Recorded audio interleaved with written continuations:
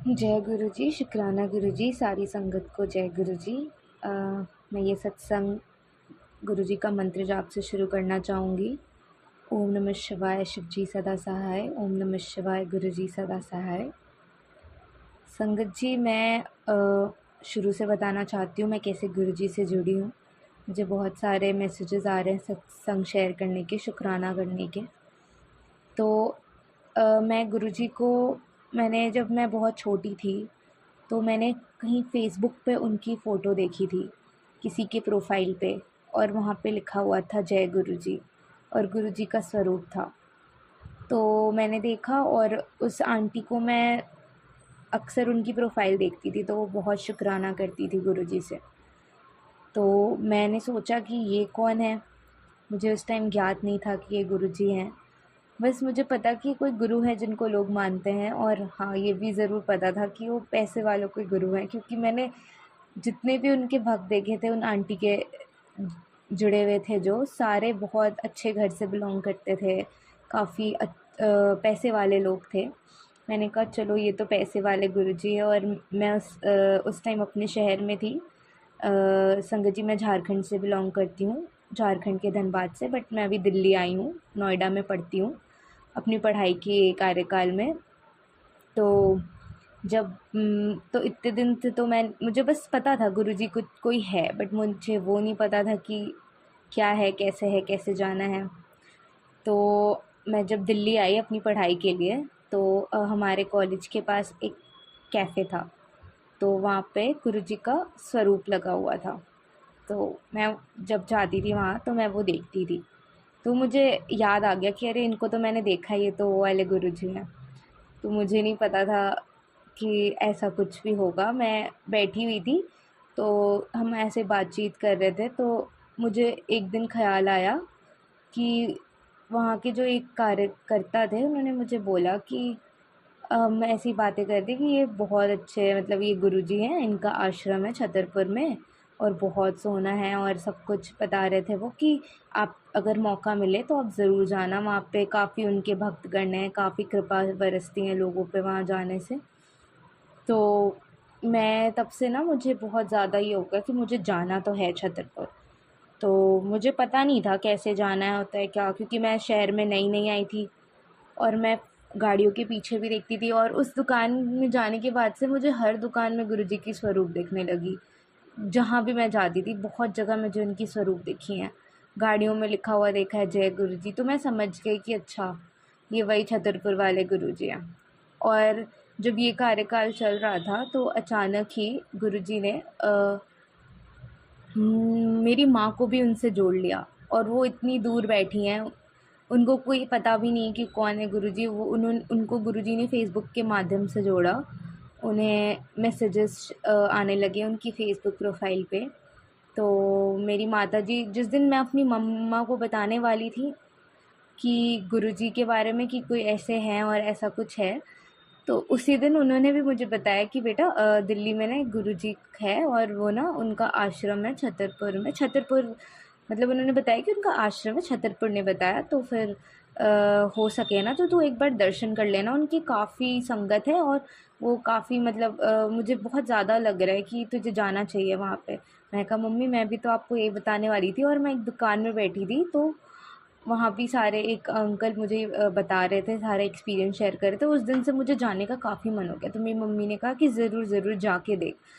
कहते हैं कि वो सबकी सुनते हैं, और हम उस समय बहुत कठिन पड़ाव से गुजर रहे थे अपनी ज़िंदगी की। शायद ऐसी दृश्य हमने कभी जिया नहीं था, ऐसा कभी हमने सोचा भी नहीं था कि हम ऐसी ऐसी कुछ हमारे साथ हो सकता है। पारिवारिक, आर्थिक, हर रूप से हम बहुत स्थगित हो गए थे, मतलब हमारा बहुत ही ज़्यादा बुरा हाल हो गया था। हमने कभी सोचा नहीं था, हमने वो दिन देखे जो हमने शायद ही कभी देखे होंगे, और कोई सहारा नहीं था। मेरी माँ और मैं बचपन से, मेरी माँ पूजा पाठ बहुत ज़्यादा करती थी, तो मुझे भी भगवान से बहुत लगाव था। माता रानी की नवरात्रे, शिव जी के मंदिर जाना, मेरी माँ तो डेली मंदिर जाती हैं और डेली पूजा करती हैं। डेली उनका घर पे भी वो सबसे ज़्यादा समय अपने भगवान के साथ बिताती हैं, तो शायद उस भगवान के द्वारा ही हम गुरुजी से जुड़े, हमारे कुछ अच्छे कर्म थे। तो मैं एक पहले दिन बताती हूँ। तो छतरपुर काफ़ी दूर था, मैं नोएडा में रहती हूँ। तो मेरे कॉलेज से मैंने अपनी एक दोस्त को बोला कि चलो हम मतलब मैंने ना एक सुना है, और वो भी उस दिन वहाँ पे बैठी थी जहाँ पे वो बता रहे थे वो भैया कि गुरुजी के बारे में। तो मैंने कहा कि यार मुझे ना बहुत मन है जाने का, तू चलेगी? तो उसने कहा कि ठीक है चलते हैं, क्योंकि इतनी दूर अकेले जाने में थोड़ा डर भी लगता है और बिल्कुल ही नई जगह है, छतरपुर थोड़ी शांत इलाका भी है। तो मैंने कहा ठीक है, उधर पास में कुतुब मीनार है, तो हम पहले दिन में कुतुब मीनार चल लेंगे, क्योंकि हम जल्दी निकल लेंगे वीकेंड को। और शाम में, क्योंकि मंदिर सैटरडे थी उस दिन, 18 मार्च थी 2023। तो शाम में हम फिर 5 बजे मंदिर खुलती है तब वहाँ चल लेंगे। तो उसने कहा ठीक है। उस दिन थोड़ी बारिश की मौसम हो रखी थी। तो फिर हम निकल गए कुतुब मीनार के लिए, मैं, मेरी दोस्त और एक और दोस्त थी, वो भी मिली। तो हम तीनों चले गए। तो मैंने उसको भी बताया कि बेसिकली मुझे कुतुब मीनार तो ऐसा था नहीं, मुझे था कि मैं उधर भी चली जाऊँ, और क्योंकि वो उसको इतनी इंटरेस्ट, मैंने कहा कि तू भी घूम ले आसपास, मैं मंदिर हो दर्शन करूँगी। मुझे कोई आइडिया नहीं था कि मंदिर कैसा है, वहाँ का सिस्टम क्या है। तो हमारा कुतुब मीनार उस दिन मैं पहुँची, और जैसे ही कुतुब मीनार मेट्रो स्टेशन में उतरी, इतनी ज़ोर की तूफ़ान, इतनी ज़ोर की तूफ़ान जैसे हमने कभी कल्पना नहीं की थी। तो फिर कुतुब मीनार हम रहे तो काफ़ी बारिश होने लगी। उसके बाद फिर जैसे ही हम कुतुब मीनार से, क्योंकि हमें आइडिया नहीं था कि कौन सा मेट्रो स्टेशन नियरेस्ट है, तो कुतुब मीनार से हमने ऑटो किया और हम डायरेक्ट छतरपुर गए। और मैंने अपनी ज़िंदगी में ऐसी मूसलाधार बारिश नहीं देखी थी, और मैं ऑटो के किनारे वाली सीट में बैठी थी और मैं पूरी गीली हो चुकी थी।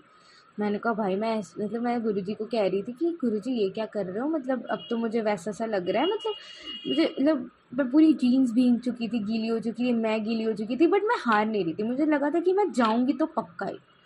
तो जैसे ही मैं वहाँ पे पहुँची, तो फिर काफ़ी बारिश होने लगी वहाँ पे, मतलब रात हो गई थी, अंधेरा हो गया था। तो फिर मैं गई, और मैंने, मतलब मुझे भी पता नहीं था क्या होता है, कैसे होता है।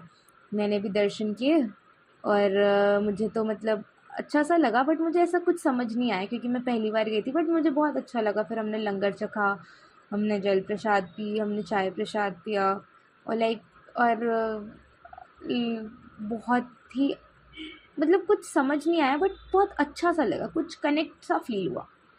तो फिर मैंने कहा ठीक है, फिर मैंने अपनी माता को बताया कि मम्मा ऐसा ऐसा हुआ। उन्होंने कहा कि ठीक है। उसके बाद फिर मैं अगले महीने वापस से गई, तब मैं गुरुजी से जुड़ गई, मैं उनका मंत्र जाप करने लगी। मेरी मम्मी मेरे से ज़्यादा जुड़ी गुरुजी से, और वो मंत्र जाप और अमृत वेला और दिन भर सत्संग सुनना। मैं तो कम सत्संग सुनती थी, बट वो तो हमेशा सत्संग सुनते रहती थी।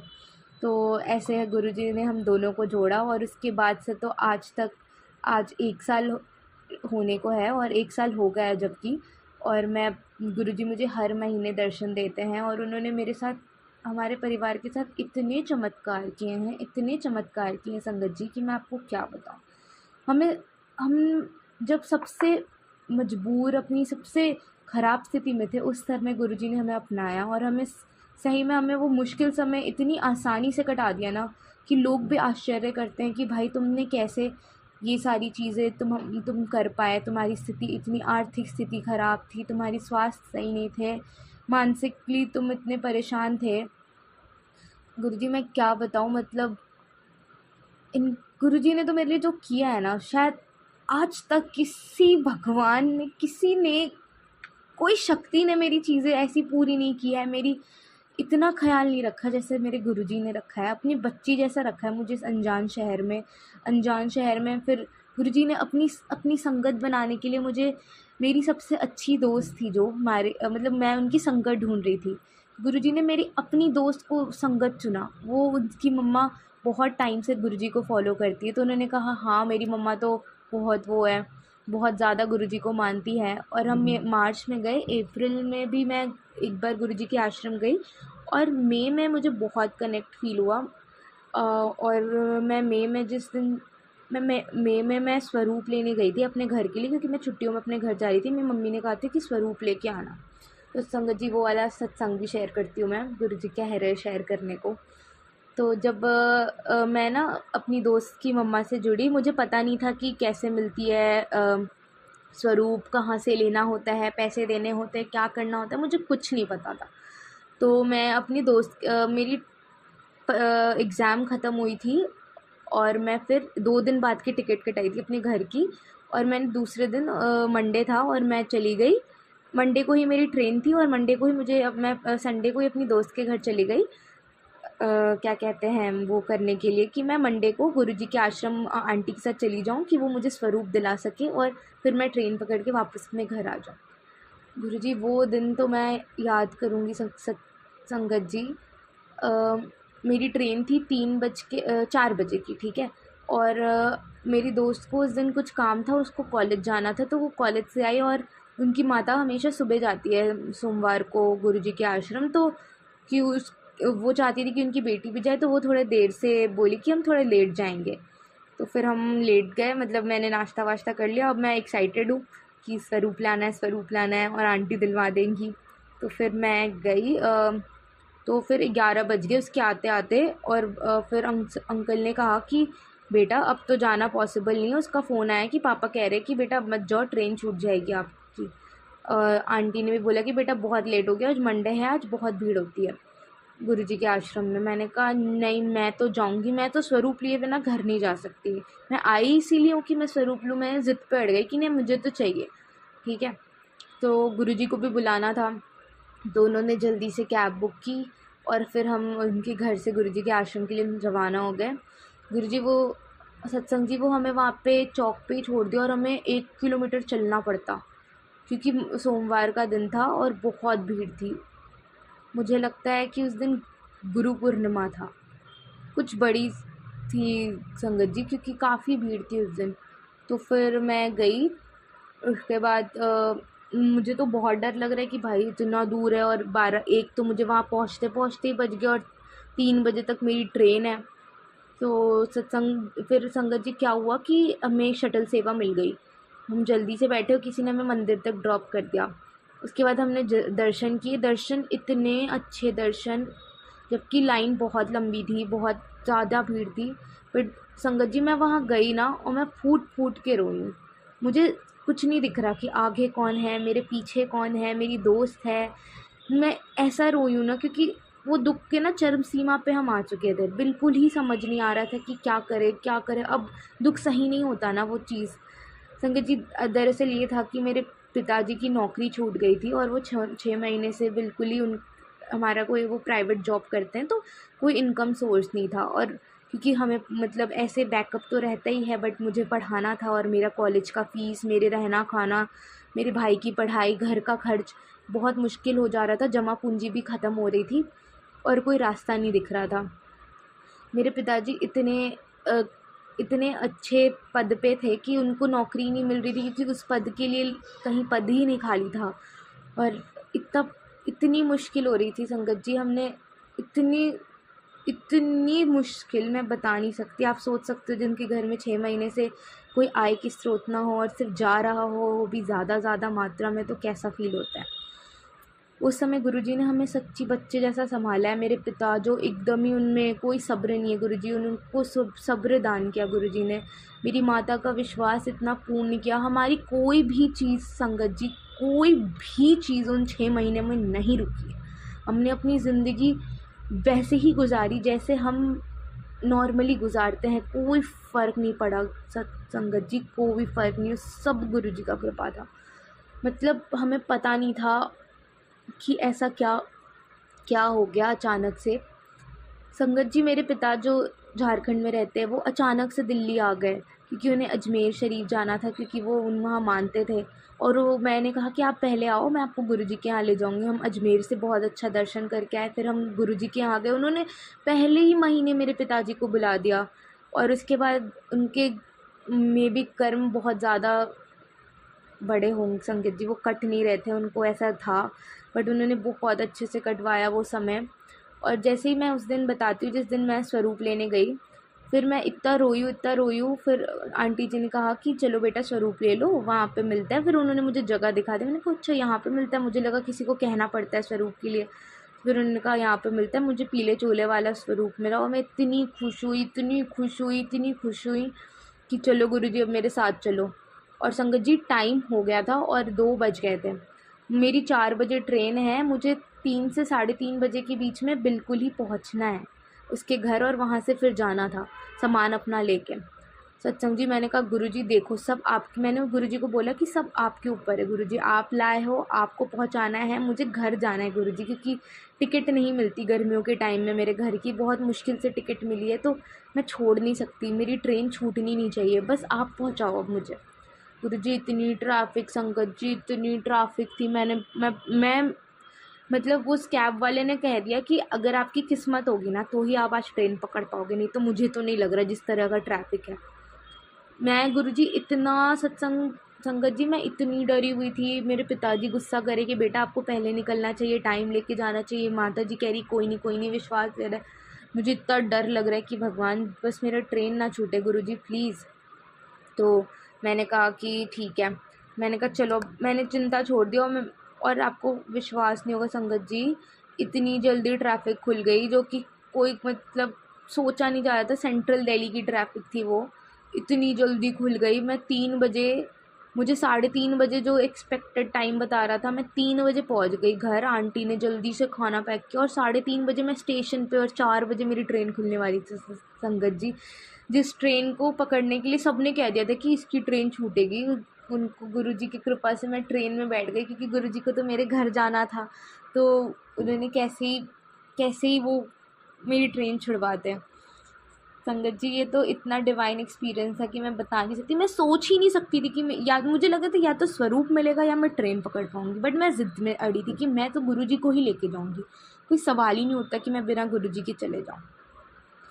तो गुरुजी सत्संग जी ये थी मेरी छोटी सी सत्संग। ये तो मैंने बताया कि मैं कैसे जुड़ी हुई या बड़ी हो गई है, बट मैं और भी बहुत सत्संग है जो मैं शेयर करना चाहती हूँ। फिर गुरुजी जैसे ही गुरुजी सत्संग जी मैं कंप्लीट कर देती हूँ। जैसे ही संगत जी मैं अपने घर पहुँची स्वरूप लेके, संगत जी मैं क्या बताऊँ, मैं 1 महीने की छुट्टी के लिए गई थी, और जैसे ही मैं छुट्टी से आने वाली थी, मेरी 1-2 दिन बची थी, गुरुजी ने वहाँ पे मेरे पिताजी की नौकरी वापस से दिलवा दी। और संगत जी वो बहुत खुशी का पल था, क्योंकि उनके लिए बिज़ी होना बहुत ज़रूरी था। वो डिप्रेस होते जा रहे थे और इतने खर्च थे कि सब कुछ बिखर रहा था। संगत जी मैं एमिटी यूनिवर्सिटी में पढ़ती हूँ, तो आपको पता है वहाँ की फ़ीस कितनी ज़्यादा होती है। तो पिताजी ने मुझे हर महीना मतलब हर सेमेस्टर की फ़ीस उसी स्थिति में दी है। उनको भी नहीं पता पैसे कहाँ से आए। हर महीने की रहना खाने का खर्चा, संगत जी मेरे खाने पीने रहने का काफ़ी खर्चा होता है, क्योंकि नोएडा काफ़ी, जिधर मैं रहती हूँ कॉलेज के पास का एरिया, और वहाँ ज़्यादा कुछ नहीं है, तो सब चीज़ें काफ़ी महंगी होती हैं।